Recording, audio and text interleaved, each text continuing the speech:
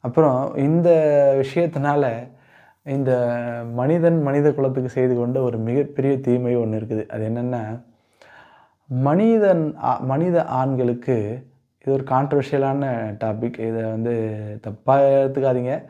இருந்தாலும் சொல்றேன். என்னன்னா, மனித ஆண்களுக்கு ஒரே ஒரு பெண் துணை அப்படின்றது பத்தவே பத்தாது. இயற்கை அப்படி எந்த ஒரு உயிரினத்துக்கும் விதிக்கல. குறிப்பா ஆண் உயிரினங்கள் பெரும்பாலும் போட்டியிடுவதும், சண்டையிடுவதும், போர் புரிவதுமாக இருக்கக்கூடிய ஒரு விலங்கினங்கள்.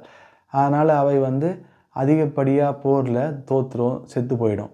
அதனால அதோட எண்ணிக்கை எப்போதுமே பெண்களை விட குறைவாகவே இருக்கும். இப்ப நம்ம சிங்கத்தை எடுத்துக்கிட்டோம். இப்ப நம்ம சிங்கத்தை பார்க்கணும். ஒரு சிங்க கூட்டத்துல 5 சிங்கங்கள் இருக்குது அப்படின்னா, அதுல 4 பெண் சிங்கமும், 1 ஆண் சிங்கமும் தான் இருக்கும். அதன் மீறி இருக்க வாய்ப்புகள்